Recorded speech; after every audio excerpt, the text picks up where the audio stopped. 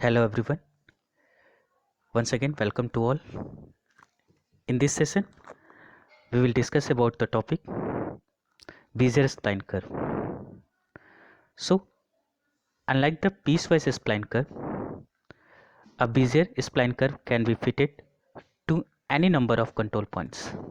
Means there is no limitation of control points. We can use any number of control points without necessitating tangent vector specifications at any of the control points. Here we don't require any tangent vector specification. A set of characteristic polynomial approximating function called Bezier blending function.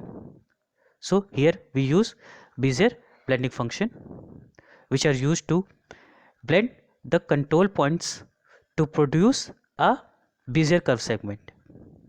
Clear? However, the degree of Bezier curve segment is determined by the number of control points to be fitted with that curve segment. So यहाँ पर जो भी हम Bezier curve की degree जो हमें मिलेगी वो नंबर ऑफ कंट्रोल पॉइंट्स पे डिपेंड करेगी. अगर हमारे Bezier curve में नंबर ऑफ कंट्रोल पॉइंट्स 4 है तो Bezier curve की जो पॉलिनोमियल इक्वेशन की जो डिग्री होगी वो कितनी होगी 3.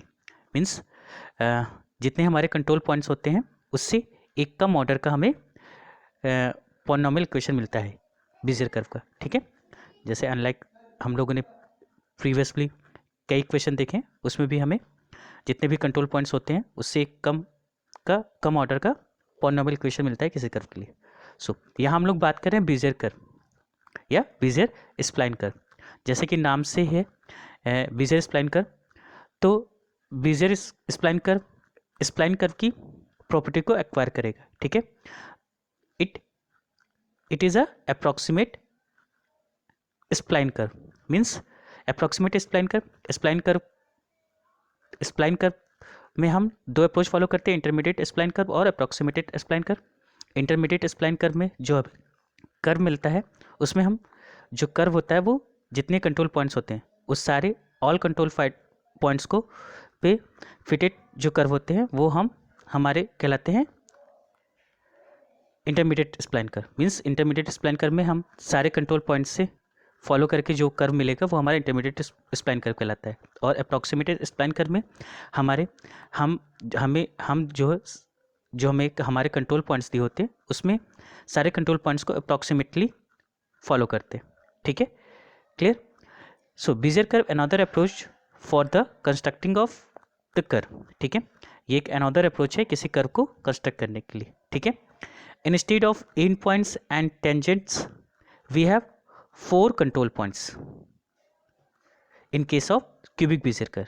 ठीक है, in case of end points and tangent, जैसे कि हम लोग हर्माइट स्प्लाइन कर्व में देखा था कि हमारे पास क्या थे, 2 एंड पॉइंट्स का हमने यूज़ किया था और इस एंड पॉइंट पे एक टेंजेंट वेक्टर्स लिया था हर्माइट स्प्लाइन कर्व में.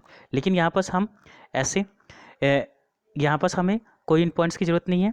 ठीक है, और ना ही किसी टेंजेंट्स की ज़रूरत है. ठीक है, यहाँ हम 4 पॉइंट्स, अगर कोई Bezier कर्व में 4 पॉइंट्स है तो हमें क्यूबिक Bezier कर्व इक्वेशन मिलेगा. ठीक है, और अगर 3 कंट्रोल पॉइंट्स हैं तो हमें क्वाड्रिक Bezier इक्वेशन मिलेगा. ठीक है, नाउ अगर हमारे पास 2 पॉइंट्स हैं तो हमें कैसा कर्व मिलेगा. अगर हमारे पास 2 पॉइंट्स है तो हमें एक लाइन मिलेगा. ठीक है, और अगर हमारे पास 3 कंट्रोल पॉइंट्स हैं तो हमें जो कर्व मिलेगा वो फर्स्ट और इन पॉइंट्स को फॉलो करते हुए इस तरह से कुछ शेप में Bezier कर्व मिलेगा. ठीक है, और अगर 4 पॉइंट्स हैं तो इस तरह से ये हमारा कर्व मिलेगा या फिर इस तरह का कर्व मिलेगा. ठीक है, अब ये कर्व जब हम ड्रॉ करते हैं उससे पहले हम क्या करते हैं कि सारे पॉइंट्स से मिला के हम एक पॉलीगन बाउंड्री क्रिएट करते हैं. ठीक है, कर्व के चारों तरफ हम एक पॉलीगन बाउंड्री जैसे P0 से P1 और P1 से P3 पॉलीगन बाउंड्री या कन्वेक्स हल, और जो हमारा कर्व बनेगा इसी कन्वेक्स हल या पॉलीगन बाउंड्री के अंदर ही बनेगा. ठीक है, क्लियर? तो ये थे हमारे बीजर कर्व के एग्जाम्पल कैसे हम बीजर कर्व को ड्रॉ करते हैं, ठीक है। Now Bezier spline curve are widely use in various CAD system, Corel Draw package and many more graphics package. जैसे कि बीजर कर्व का बहुत सारा यूज़ है डिफरेंट डिफरेंट टाइप के सॉफ्टवेयर्स में, ठीक है। कोरल ड्रॉ है, कैट सिस्टम है, computer aided design system, in many more, ठीक है। Now as with spline a bezier curve can be specified with boundary condition with a characterizing matrix or with blending function। जैसा अभी मैंने बताया कि यहाँ पर बेजियर का जब हम ड्रॉ करते हैं तो हम क्या करते हैं, एक बाउंड्री कंडीशन स्पेसिफाई कर देते हैं, ठीक है। मीन्स पॉइंट्स के चारों ओर एक बाउंड्री क्रिएट कर देते हैं और फिर उसी के अंदर हमारे क्या होते हैं, कर्व ड्रॉ करते हैं, ठीक है। Now let suppose we have n+1 control points. अगर हमारे पास n+1 कंट्रोल पॉइंट्स है, ये n+1 = 4 है, ठीक है। देन पी हमारा क्या है, पोजिशनल वेक्टर है या कंट्रोल पॉइंट्स है, जिसमें कंट्रोल पॉइंट्स या positional vector means position of points या कोऑर्डिनेट्स, ठीक है। जैसे अगर हम 3 डायमेंशनल पे कर्व ड्रॉ कर रहे हैं तो उसमें एक्स वाई जेड तीनों कोऑर्डिनेट्स होंगे, और अगर 2 डायमेंशनल कर्व ड्रॉ कर रहे हैं तो उसमें एक्स और वाई कोऑर्डिनेट्स होंगे, ठीक है।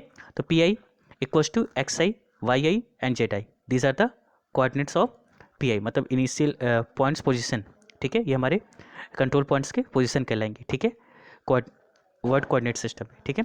With I varying from 0 to n, ठीक है। आई हमारा कहाँ से कहाँ तक वेरी करेगा, 0 to n, ठीक है। अगर n+1 कंट्रोल पॉइंट्स यानी कि 4 है तो हमारा आई कहाँ से कहाँ तक वेरी करेगा, 0 to 3, ठीक है। इसलिए हम लोग यहाँ पास n+1 कंट्रोल पॉइंट्स लेते हैं, क्योंकि आई की वैल्यू हम यहाँ 0 से स्टार्ट कर रहे हैं, इसलिए हम यहाँ पास n+1 ले रहे हैं, ठीक है। अगर हम 1 से स्टार्ट करते वैल्यू तो कंट्रोल पॉइंट्स हमारे क्या होंगे, n होंगे, क्लियर है। These coordinates points can be blend to produce the following position vector p of u, clear, which describe path of an approximation. So Bezier polynomial function fn between p0 to pn is given by this equation, ठीक है। तो यहाँ पास जो हमारे, जैसा हमने बताया कि Bezier कर्व हमारा क्या करेगा, पहले और लास्ट पॉइंट को फॉलो करके ही बनेगा, ठीक है। और दूसरा Bezier कर्व में हम इस इक्वेशन को फॉलो करेंगे, जैसे हर्माइट कर्व में हम लोगों ने क्वाड्रेटिक की इक्वेशन को फॉलो किया था, ठीक है, पैरामेट्रिक फंक्शन के क्वाड्रेटिक इक्वेशन को फॉलो किया था। यहाँ पास हम लोग इस वाले इक्वेशन को फॉलो करेंगे। इस वाले इक्वेशन को हम कहते हैं बीजियर फंक्शन और बर्नस्टाइन पॉलिनोमियल फंक्शन, ठीक है। यहाँ पर जो एक टर्म है bi, n ऑफ u, इसको हम लोग बीजियर फंक्शन और बर्नस्टाइन पॉलिनोमियल फंक्शन कहते हैं, ठीक है। तो इसकी हेल्प से ही हम लोग ये बता सकते हैं कि कर्व हमारा कितना स्मूथ है, ठीक है, क्लियर। तो ये इक्वेशन क्या है, p of u equals to summation of i equals to 0 to n pi bi, n of u। u हमारा क्या है, पैरामेट्रिक वेरिएबल है, जिसकी रेंज कहाँ है, 0 से 1 के बीच में इसकी रेंज होगी। pi हमारा कंट्रोल पॉइंट्स है, जैसे हमने ऊपर देखा, bi, n, और कई बुक में आपको bez बेज i, n लिखा हुआ मिलेगा, जिसे हम लोग कहते हैं बीजियर फंक्शन और बर्नस्टाइन पॉलिनोमियल फंक्शन, ठीक है। ये फंक्शन कहाँ से आया, इसको हम लोग आगे देखेंगे, ठीक है, इसका डेरिवेशन देखेंगे, इसको हम लोग समझेंगे आगे कैसे हम इसको ड्राइव करते हैं, ठीक है। अभी के लिए हम लोग सिंपली इस इक्वेशन को यूज़ करेंगे और इसको एक्सपेंड करके देखेंगे क्या क्यूबिक इक्वेशन हमारे लिए आती है। तो यहाँ तक हमारी बात क्लियर है कि कोई भी बीजियर स्प्लाइन कर्व ड्रॉ करने के लिए हमें क्या चाहिए, अप्रॉक्सीमेटेड स्प्लाइन कर्व होगा। बीजियर कर्व हमारा क्या होगा, अप्रॉक्सीमेटेड स्प्लाइन कर्व होगा, मीन्स हमारे जब भी हम बीजियर कर्व ड्रॉ करेंगे तो वो हमारे फर्स्ट और लास्ट पॉइंट को तो फॉलो करेगा, लेकिन जो भी इंटरमीडिएट पॉइंट्स होंगे उसको अप्रॉक्सीमेटली फॉलो करेगा, ठीक है, क्लियर। दूसरा, यहाँ पास हम लोग कोई ब्लेंडिंग फंक्शन की जगह पे हम लोग यहाँ पास क्या यूज़ करते हैं, बीजियर फंक्शन या बर्नस्टाइन पॉलिनोमियल फंक्शन यूज़ करते हैं, ठीक है, क्लियर। और जो हमारे पॉलिनोमियल की जो इक्वेशन आएगी उसकी डिग्री, उसका ऑर्डर क्या होगा, less than 1 of control point. जितने हमारे कंट्रोल पॉइंट्स होंगे उससे एक कम डिग्री का हमें पॉलिनोमियल इक्वेशन मिलेगा। ठीक है, these are the properties of Bezier curve. हम लोग आगे देखेंगे इसको। ठीक है, नाउ आगे बढ़ते हैं। ठीक है, तो ये हमारा इक्वेशन मिल गया। ठीक है, जिसमें यू हमारा क्या है, पैरामेट्रिक वेरिएबल है। ठीक है, जिसकी रेंज 0 से 1 के बीच में है, जैसे हम लोगों ने लास्ट वीडियो में देखा था। ठीक है, पी आई हमारा कंट्रोल पॉइंट्स हो गया, B I comma N of U Bezier function और बर्नस्टाइन पॉलिनोमियल फंक्शन है। ठीक है, clear. So the Bernstein polynomial और the Bezier function is very important function which will detect the smoothness of the curve. जैसे मैंने पहले बताया कि ये फंक्शन किस लिए यूज होता है, कर्व के स्मूथनेस के लिए, या कर्व कितना स्मूथ है और कितना ब्लेंड करेगा, ये सब हम इसी के थ्रू निकालते हैं। ठीक है, and the weight will be detected by the boundary condition, और जो वेट है उसको हम बाउंड्री कंडीशन के थ्रू डिटेक्ट करते हैं। ठीक है, अब ये जो हमारा टर्म था, ये जो बर्नस्टाइन फंक्शन, बर्नस्टाइन पॉलिनोमियल फंक्शन है या बीजर फंक्शन है, ये इसको हम लोग डिफाइन कर सकते हैं इससे। ठीक है, B Z I comma N of U equals to N C I into U के power I into 1 minus U के पावर एन माइनस आई।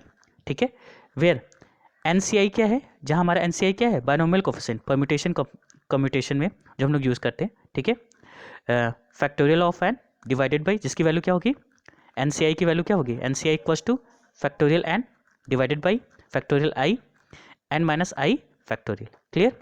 ठीक है, तो यहाँ पास इस यहाँ पर जो हमारा ये बीजर फंक्शन और बर्नस्टाइन पॉलिनोमियल फंक्शन है, उसको हम इस तरह से डिफाइन करते हैं। ठीक है, नाउ अब जो हमने लास्ट वाले इक्वेशन में देखा था, यहाँ पास हमारा जो पी आई हमारा क्या था, कंट्रोल पॉइंट्स में हमारे 3 कोऑर्डिनेट्स होंगे अगर 3 डायमेंशनल में हम ड्रॉ कर रहे हैं, एक्स वाई जेड। ठीक है, तो पी की जगह पे हम लोग अगर इंडिविजुअल कोऑर्डिनेट्स की वैल्यू निकालनी तो एक्स रख सकते हैं, वाई रख सकते हैं और जेड। अगर टू डायमेंशनल में ड्रॉ कर रहे हैं तो पी की जगह पे, पी आई की जगह पे एक्स आई और वाई आई की वैल्यू रख सकते हैं। तो इसके थ्रू हम लोग, हमें जो इक्वेशन मिल जाएगा फॉर इंडिविजुअल कोऑर्डिनेट्स के लिए, X of U equals to summation of I equals to 0 to n X I base Bezier function I comma N of U. ठीक है, इसी तरह से सेम वाई के लिए और जेड के लिए। क्लियर। तो हम लोग अलग अलग इंडिविजुअल कोऑर्डिनेट्स के लिए भी ये वैल्यूज निकाल सकते हैं। ठीक है, क्लियर। नाउ अब इसको समझते हैं। ठीक है, नाउ यहाँ पर सब हमने जो बीजर फंक्शन को ड्राइव किया है 3 पॉइंट्स और 4 पॉइंट्स के लिए। ठीक है, पहले हम लोग 3 पॉइंट्स के लिए समझते हैं। ठीक है, तो जैसे हमारे पास क्या था, जो इक्वेशन था Q ऑफ यू, ठीक है, उसमें क्या था, समेशन ऑफ, अब 3 पॉइंट्स के लिए तो यहाँ पास हमारी n की वैल्यू कहाँ तक जाएगी, 2 तक। Summation of i equals to 0 से कहाँ तक जाएगा, 2 तक। क्या इक्वेशन थी, Q ऑफ यू, जो हमारी इक्वेशन थी Q ऑफ यू इक्वल्स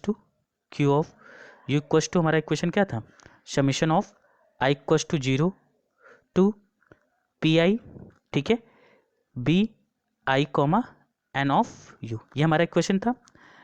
ठीक है, बीजर कर्व का। ठीक है, तो यहाँ पास अब हमें क्या करना है, सॉरी, आई इक्वल्स टू 0 से कहाँ, ये यहाँ पास n हमारा क्या है, यहाँ पास 3 पॉइंट्स है, तो n+1 की वैल्यू 3 दिया है, तो n की वैल्यू क्या हो जाएगी, 2। ठीक है, तो अब इसको हम एक्सपेंड करेंगे तो हमें क्या वैल्यू मिल जाएगी, p ऑफ यू 0 से n तक जाएगा, यानी कि 0 से 2 तक, p of you b 0,2 of you plus फिर i की वैल्यू इंक्रीमेंट होगी 1, फिर p of 1 b1, 2 of you plus b2 2 of U. ठीक है, अब यहाँ से अब हम लोग जो b0,2 की वैल्यू फाइंड आउट करेंगे। ठीक है, तो अब जैसे हमने पीछे देखा था कि ये बीजर फंक्शन की क्या इक्वेशन होती है, कैसे हम लोग इसको डिफाइन करते हैं, ये था हमारे पास b I comma N of U equals to N C I U के पावर आई 1 माइनस यू के पावर एन माइनस आई।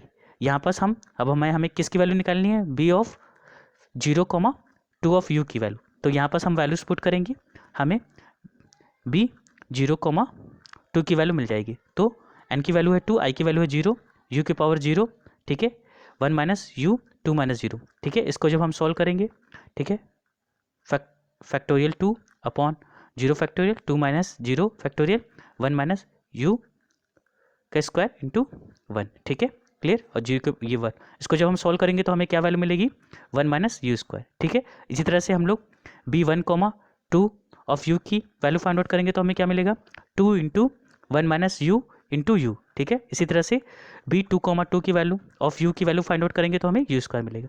नाउ ये तीनों वैल्यूज़ को हम जो हमारे जो पहला इक्वेशन था b0, 2 में यहाँ वाले b0, 2 b1, 2 and b2, 2 of u में पुट करेंगे तो हमें ये फाइनल इक्वेशन ये मिल जाएगी, ठीक है।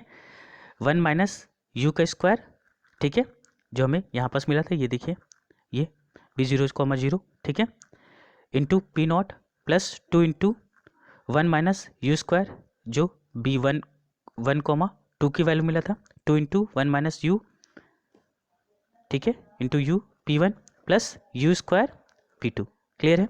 इसी तरह से अब हमें ये p के लिए वैल्यू मिल गया, मतलब कंट्रोल पॉइंट्स के लिए मिल गया। इंडिविजुअल कोऑर्डिनेट्स के लिए भी अगर हमें x और y और z के लिए निकालना होगा तो सीधे p को हम रिप्लेस कर देंगे किससे, x कोऑर्डिनेट से। तो हमें क्या मिल जाएगा वैल्यू, क्या इक्वेशन मिल जाएगी x ऑफ u के लिए 1 minus X of U equals to 1 minus U के square X not plus 2 into 1 minus U into U x1 plus U square into x2, clear है। तो ये हमारे थ्री पॉइंट्स के लिए था। इसी तरह से 4 पॉइंट्स के लिए बेजियर फंक्शन निकालेंगे तो हमें क्या मिलेगा। अब यहाँ पास n+1 कितना है 4, तो n की वैल्यू क्या हो जाएगी 3, यानी कि जो हमारा रेंज हो जाएगा i इक्वल्स टू 0 से कहाँ तक जाएगा 3 तक, ठीक है। तो अब हम उस वाले इक्वेशन को अपने बेजियर वाले कर्व वाले इक्वेशन को एक्सपेंड करेंगे तो हमें क्या वैल्यू मिल जाएगी p not b0, 3 of u p1 b1, 3 of u plus p2 b2, 3 of u plus b3 b3, 3, 3 of u, ठीक है।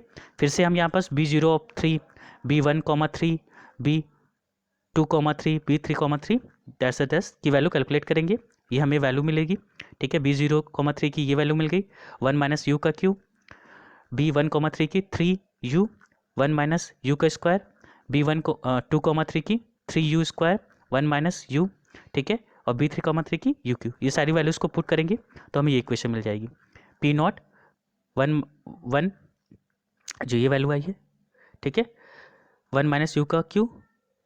यहाँ पास एक मिस्टेक है, यहाँ पास 3 छूट गया, ठीक है। तो यहाँ पास अगर हम देखें तो हमारे पास 3 मिसिंग है, यहाँ पर इंटू 3 हो जाएगा, ठीक है। यहाँ पास ये वैल्यू मिली ना b1, 3 की value 3u into 1 minus you, तो p1 3u, यहाँ पास 3u 1 माइनस यू का स्क्वायर, ठीक है, plus p2 dot 3u square 1 minus you plus pq p4, ठीक है, क्लियर। इसलिए इस तरह से अगर हम x कोऑर्डिनेट, y कोऑर्डिनेट और z कोऑर्डिनेट्स की वैल्यू निकालेंगे तो p को रिप्लेस कर देंगे x, y और z से, ठीक है। तो ये इक्वेशन मिल गई, ठीक है, क्लियर। अब अच्छा इस इक्वेशन से एक बात क्लियर है कि अगर हमारे u की वैल्यू, ठीक है, u की वैल्यू अगर हमारा क्या है 0 है तो हमें क्या मिलेगा, u की वैल्यू अगर हमारे 0 है तो देखो सारे टर्म्स, आगे के सारे टर्म्स क्या हो जाएंगे 0 हो जाएंगे एक्सेप्ट फर्स्ट टर्म को छोड़ दो, तो हमारे सारे टर्म्स क्या हो जाएंगे 0 हो जाएंगे, ये सारे टर्म 0 हो जाएंगे और हमें क्या मिलेगा p नॉट, यानी कि हमारा जो कर्व होगा वो फर्स्ट पॉइंट से होके जाएगा। और अगर u की वैल्यू क्या है, अगर u की वैल्यू हम क्या ले लें 1 ले लें, ठीक है, तो 1 ले लें तो लास्ट वाले टर्म को छोड़ दें तो बाकी सारे टर्म्स क्या हो जाएंगे 0 हो जाएंगे और लास्ट टर्म हमें मिलेगा, यानी कि बेजियर कर्व हमारा क्या है फर्स्ट और लास्ट पॉइंट से तो होके ही जाएगा, ठीक है, क्लियर है, ठीक है। और यहाँ u की वैल्यू क्या होगी 0 से 1 के बीच की वैल्यू होगी, ठीक है। क्वेश्चन में आपको पोजीशन वेक्टर्स दिया होगा, कंट्रोल पॉइंट्स दिए होंगे, ठीक है, यानी कि x और y कोऑर्डिनेट्स दिए होंगे और u की वैल्यू दी होगी। अगर u की वैल्यू नहीं दी होगी तो हम इसे एज्यूम करेंगे, ठीक है। अगर 4 पॉइंट्स में कह रहा है, ठीक है, अगर हमें कह रहा है कि 4 पॉइंट का यूज़ करके आपको कर्व ड्रॉ करना है, ठीक है, यानी कि u को 4 पार्ट्स में डिवाइड करना है, ठीक है। तो अब u की वैल्यू हमारी कहाँ है 0 से 1 के बीच में है, तो इसको हम कैसे 4 पार्ट्स में डिवाइड करते हैं 0/4, ठीक है, 1/4, 2/4 एंड 3/4, ठीक है। इस तरह से हम लोग इसको डिवाइड कर लेंगे, ठीक है। अगर 3 पॉइंट्स में कह रहा है तो इसको 0/3, 1/3, 2/3, ठीक है, एंड 3/3 इस तरह से या इस तरह से कर सकते हैं, ठीक है, ये हम एज्यूम कर लेंगे, ठीक है। तो ये था हमारा बेजियर कर्व का इक्वेशन, ठीक है। अब जो ये इक्वेशन आया है ये कहाँ से आया, ये कैसे हम लोग जो मेन हमारा जो ये इक्वेशन आया था समेशन ऑफ ये वाला, ये हमें कैसे मिला है, इसका डेरिवेशन हम लोग देखने जा रहे हैं। ठीक है, नाउ देखिए सेम, अब हम जो डेरिवेशन करेंगे हमें सेम ये वाली वैल्यू जो लास्ट में हमें ये वैल्यू मिली है 4 पॉइंट्स के लिए हम लोग डेरिवेशन करेंगे, तो ये जो वैल्यू मिली है यही वैल्यू हमें सेम मिलेगी। ठीक है, now let's see main way of calculating the Bezier curve और where from we get Bezier function. ठीक है, तो देखिए यहाँ पर हमारे पास क्या है कि 4 कंट्रोल पॉइंट्स है, P0, P1, P2 and P3। इस कंट्रोल पॉइंट से हमने कर्व ड्रॉ किया है जो कि हमारा फर्स्ट और जो ये ग्रीन कलर से है, फर्स्ट और लास्ट पॉइंट से होके गया है, और ये 2 कंट्रोल पॉइंट्स को अप्रॉक्सीमेटली फॉलो कर रहा है। ठीक है, तो ये हमें कैसे, ये कर्व हमें कैसे मिला है। ठीक है, इसमें हम लोग ने मिड पॉइंट अप्रोच को फॉलो करके बेजियर कर्व का इक्वेशन फाइंड आउट किया। ठीक है, तो देखिए इसको कैसे किया है, देखिए तो यहाँ पर बेसिकली इसने क्या किया है कि जो हमारे 4 पॉइंट्स है P0, P1, P2 और P4, ये हमारे कंट्रोल पॉइंट्स है। इन चारों पॉइंट्स के पहले हम इनको एक बाउंड्री, पॉलीगन बाउंड्री क्रिएट कर ली, सारे को एक लाइन से पॉलीगन बाउंड्री क्रिएट कर ली।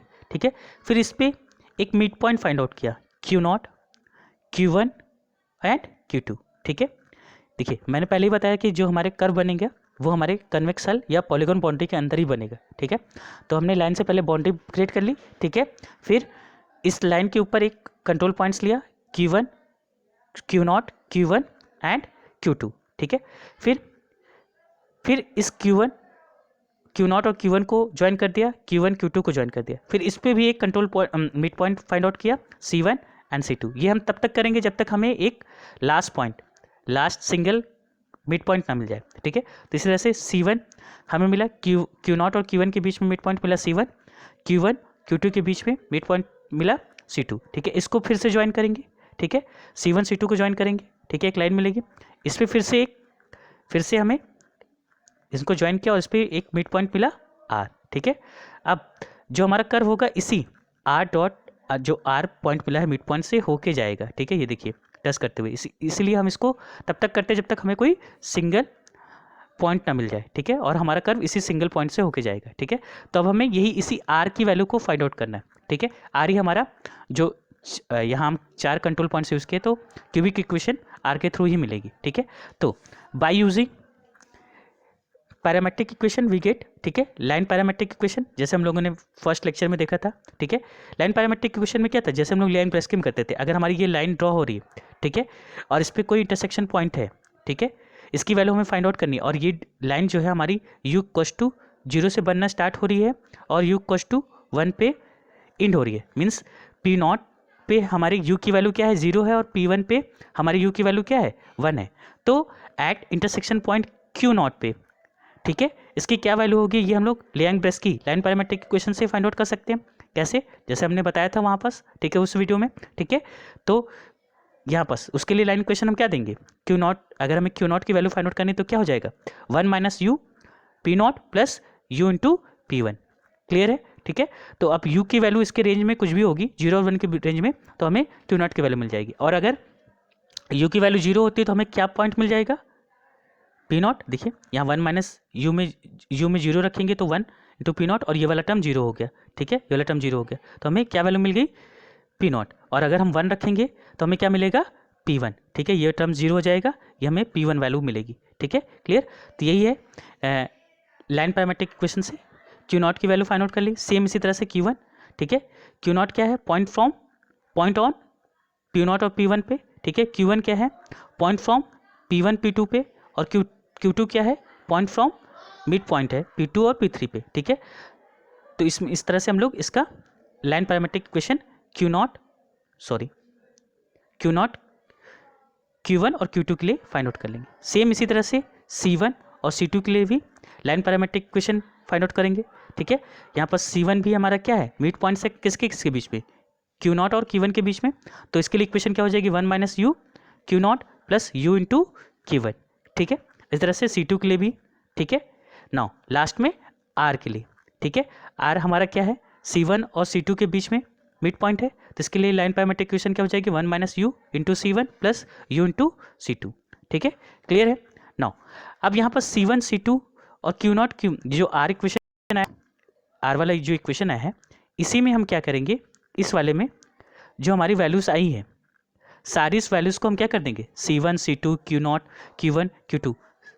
ठीक है, ये सारी वैल्यूज हम पुट करेंगे तो हमें एक इक्वेशन मिलेगा। ये देखिए, ये हमारी जो इक्वेशन है, आर की जो इक्वेशन आई थी आर ऑफ यू की, 1 minus you C1 plus U dot C2। इसमें पहले हम क्या रखेंगे, C1 और C2 की जो हमें यहाँ पर वैल्यू मिली है, C1 और C2 की ये जो वैल्यू मिली है, इसको हम पहले इसमें आर वाली वैल्यूज में, आर वाले इक्वेशन में पुट करेंगे तो हमें ये वैल्यू मिलेगी Q0 Q1 और Q2 के फॉर्म में। फिर इसमें Q0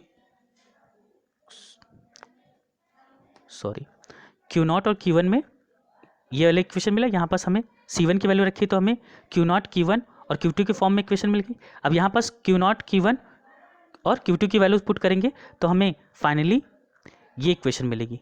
ठीक है, ये इक्वेशन, ठीक है, जो कि हमारा सेम है। ये वाला इक्वेशन देखिए, तो जैसे हम लोगों ने 4 पॉइंट्स के लिए लास्ट में देखा था, वहाँ पास जो ड्रॉ किया था, सेम वही इक्वेशन मिल रही है जो हमने वो बेजियर कर्व के लिए जो इक्वेशन लिया था, Q U summation of i equals to 0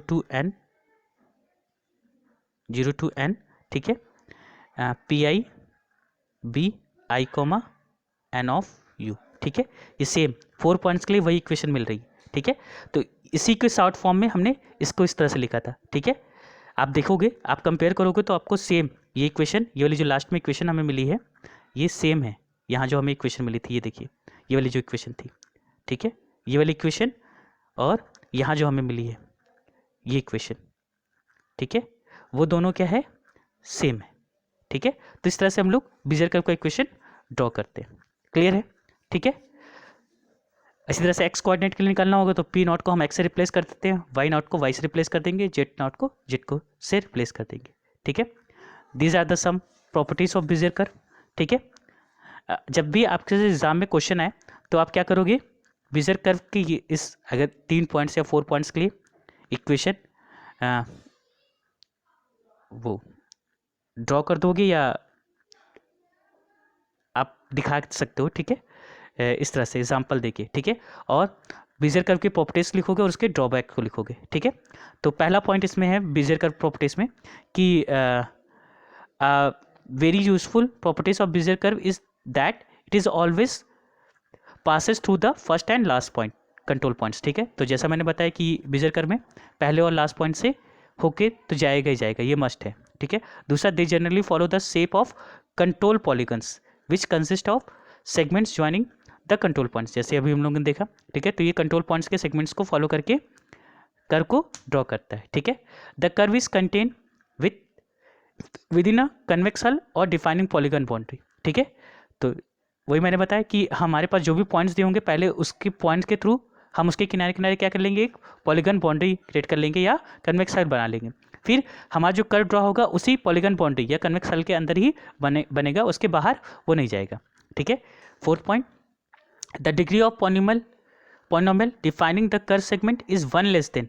ठीक है, जो पॉलिनोमियल की डिग्री होगी वो 1 लेस देन होगी the number of defining control polygon points. तो जितने कंट्रोल पॉलीगन पॉइंट्स होंगे हमारे बेजियर कर्व में, उससे एक लेस देन डिग्री होगी पॉलिनोमियल की। ठीक है, for 4 control points the degree of polynomial is 3, जैसे हमने बताया। ठीक है, that is cubic Bezier curve. ठीक है, it is quite easy to implement, ये थोड़ा इजी है इम्प्लीमेंट करने के लिए। ठीक है, किसी भी कर्व को ड्रॉ करने के लिए ये सबसे आसान तरीका है। ठीक है, now drawbacks, come to the drawbacks. ठीक है, पहला ड्रॉबैक है the degree of Bezier curve depends on the number of control point. जैसा मैंने बताया शुरू में ही बोला था कि इसमें there is no limitation of control points, आप चाहे जितने कंट्रोल पॉइंट्स यूज़ कर सकते हो। ठीक है, तो अगर हमारे बेजियर कर्व में 10 कंट्रोल पॉइंट्स है, ठीक है, तो हमारे पॉलिनोमियल की डिग्री क्या होगी, x के power 9।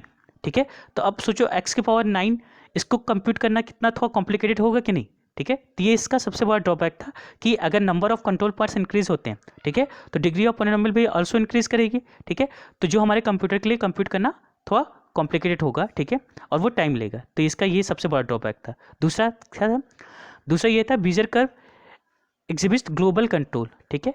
Global control properties means moving a control points alters the shape of whole curve, ठीक है, क्लियर। यहाँ पर ये कह रहा है कि अगर हम किसी कंट्रोल पॉइंट्स को चेंज करते हैं, तो अभी जैसे हमने ये पॉलीगन बाउंड्री ड्रॉ की, अब इससे हमें ये कर्व मिल रहा था, तो अगर हमने इस वाले पॉइंट्स की शेप को चेंज कर दिया यहाँ पास, ये पोजीशन चेंज कर दिया यहाँ पास, तो हमें ये बाउंड्री मिलेगी, तो कर्व का शेप भी क्या हो जाएगा, चेंज हो जाएगा। मीन्स यहाँ पर जो बीजियर कर्व होता है वो ग्लोबली कंट्रोल होता है, ठीक है। कंट्रोल पॉइंट्स पे लोकल कंट्रोल और ग्लोबल कंट्रोल। लोकल कंट्रोल मतलब, ठीक है, अगर हम कंट्रोल पॉइंट्स के पोजीशन को चेंज करें तो कर्व के शेप में चेंजेस उसी के अकॉर्डिंग हो, कोई चेंजेस ना हो। लेकिन ग्लोबल कंट्रोल का मतलब अगर हम कंट्रोल पॉइंट्स को चेंज करते हैं तो कर्व का शेप भी क्या हो जाएगा, चेंज हो जाएगा, ठीक है। तो ये ग्लोबल कंट्रोल को फॉलो करता है, ठीक है, क्लियर। तो this is the whole about Bezier curve, ठीक है। नेक्स्ट टाइम पे हम लोग इसका एक नेक्स्ट वीडियो में इसका एक न्यूमेरिकल करेंगे, उसके थ्रू हम समझेंगे क्या है, ठीक है। इसको हम एक वीडियो से भी दिखाना चाहते थे आपको, आई थिंक